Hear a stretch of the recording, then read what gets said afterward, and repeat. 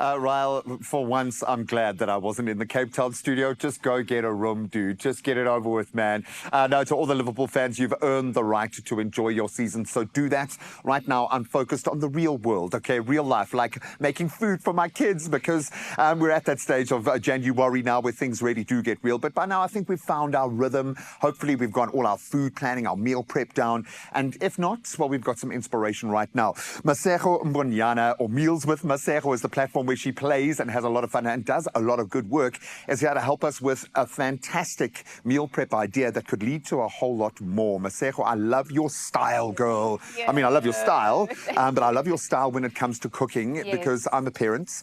And we were joking a moment ago off camera that it's a thankless job. You can put hours of work in and they won't love it. It's got to look right and it's got to have the nutrients. So that being said, how would you describe your style of cooking, certainly on your platform, Meals with Masego? Well, I would say my style is very fresh. It's vibrant. Very nourishing, but wholesome at the same time. I love that, because you want to feel like guilt-free when you're making your lunchbox for your child, which doesn't happen very often. Okay, so take us through what we're going to be creating today, because we're ticking quite a few of those boxes. Yes, so today we're making a budget-friendly, nice, but meal prep-friendly lunchbox item. So we'll be making some sweet corn and ham fritters, which you can also make in a big batch. Just pop it in the freezer and thaw it, put it in the air fryer, or just warm it up in the pan and pack it in the lunchbox, and then you're good. I love it. We're going to have to get to the point where they have air fryers at school, so that our kids can take like 70% made meals and just do it. It would be a great, I'm just saying, great exercise for teaching kids food culture. Extreme. Exactly. You know, but I joke about it, and you can get cracking here, because I know it's quick and easy, but our time is always ticking away. But exactly. I love the fact now that we do think differently, and we allow our kids to have a voice. So I would involve the kids in the process. If they've put an ingredient in that they say they love, they will eat it afterwards. Exactly. I love that. So where do we begin? So in here, we've got some flour and baking powder. Okay. And then I'm going to just grab our milk and our eggs, and then you just got to pop it in there. This is actually very quick, so the kids can independently do this by themselves. You just need to supervise. So did you hear that, kids? Supervisors are required. Okay? Otherwise, your kitchen is going to be a complete mess. And which is okay. We know mess is learning. Okay, I get that, but not when we have to learn about the cleaning up afterwards. So as long as the kids are learning about tidiness while they are learning about the culinary arts, we are happy for that. Yeah. No, I mean, we've been, for some reason, talking a lot about COVID lately. I think a lot of people doing some mental processing of all that craziness now that we're coming through. People are still going through the most. Completely. But it did give me a lot of time to cook with my kids. And that's become like a mode of communication, a way that I connect with them, because it's important, yes, that they get the food culture as well, that they learn how to cook for themselves, learn to make healthy choices, develop their palate. But it's just, it offers a kind of connection that's just magical. Exactly. You can never go wrong with bonding in the kitchen. I love it, mess included. I'm just going to give that a mix, and then once that is mixed, so it's going to look like a thick flapjack batter. Okay, just a little bit thicker than your normal pancake. Yes, and then we're done with the whisk, and then once you're done with that, then we can add in our yummy ingredients over here. So we've got some cheese. Lovely. And I'm just going to throw in there a little bit of spring onion. And this is where you can start ticking those nutritional boxes. Exactly. So if your kids don't fancy spring onion or chives, you can add in whatever, maybe parsley. If you're making this for yourself, you can add in some chilies. Yeah, some ground herbs. Coriander. Coriander would be great with this. I've been desensitizing myself to coriander, because I'm one of those people, the 1 out of 5 that just doesn't like it. Okay, and I get chastised. It's such a cool herb, though. Everyone tells me this, and I've tried. So I'm like desensitizing myself with like chili pastes and things that have coriander in. I love it. I was going to say, and this is a joke, that if you want to play a fun game, because I'm gradually introducing spice and kind of hotter things to my kids, and they embrace it. But like, you make one of the fritters with chili in, and you don't tell them which one, and then you just let them go to school with that and see what happens. what the feedback they come back with. I joke about it, but this is a great way of getting like proteins in.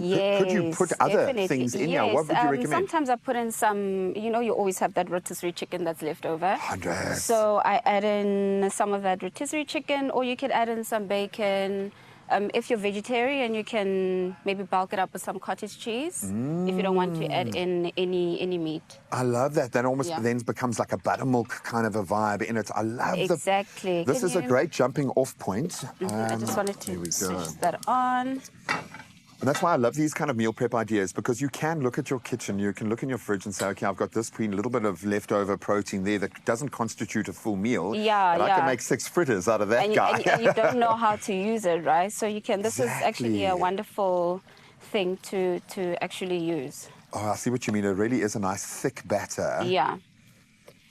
I like it really thick. If you don't want it to be this thick, you're more than welcome to add a little bit more milk to make it a little bit runny. But I prefer it this way. I like it. I think it's a bit more manageable, I would imagine, yeah. Okay, so I'm just going to wait for the pan to heat up. There we go. There we go. So you can either use butter or cooking spray or Whatever your chosen mode. whatever, coconut milk, oil. I must say, I've been tending If you're that towards... conscious. Yeah, well, I Yeah. mean, and this thing, I've learned that, no one diet is going to work for everybody. So everyone needs to Exactly. kind of make choices that work for them. Yes. Which I love.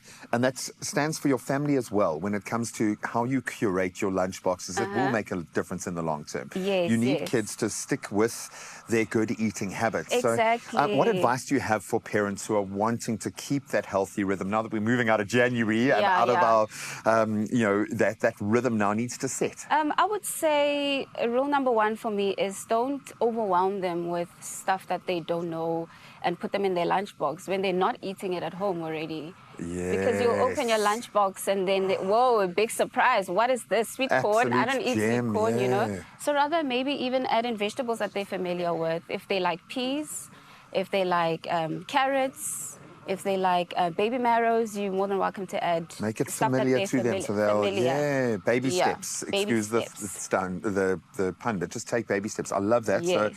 So I'm just going to pop 1 fritter in here. So you can either smooth it out with a spoon, or if you're looking to make more uniform shapes, if you're a little bit OCD like me, you're more than welcome to use a cookie cutter, or you can pop it in a waffle maker. Oh, Then you have zero mess, that and then is everything is brilliant. nice and uniform, and then you're good to incidentally, and I don't know if might be a scientific question, but the Yeah. batter itself, Yeah. could you keep that in the fridge overnight? Yeah, absolutely. You can keep this in the fridge. But if you're someone who's pressed for time, I would make these Smash ahead. it on a Sunday and you are sorted for the week. You I can love that. Put in the fridge or put in the freezer. Our brilliant culinary team has put together a nice little spread here, and I love the boxes that are being ticked again, to use that turn of phrase. First of all, do you mind if I have a taste of the fritter? Would you like a taste? Because I know it comes straight from your dig in, girl. I'm going to come from this side. If your children are homeschooling, you're more than welcome to add like sour cream. Or if you don't have sour cream, you could do like a yogurt with some lime juice or lemon juice, maybe put in some herbs in there. I absolutely love it. Grown up or for the kids, they are delicious, super healthy. I love the other little additions here. The little skewers, a pretzel, which is really low fat, kind of low calorie intake. And of course, the crudités. My kids absolutely love that. If you've got a cooler bag, some hummus to go with that, and you are winning as a parent. Masego, you're an absolute genius. Those look amazing. Hopefully this has inspired. No, definitely. I think ticking all of the parents' boxes, and hopefully this has inspired you to look at life a little bit differently when it comes to those lunchbox ideas. We'll see you for more culinary brilliance and a performance from El Andre in just a moment. Stick around.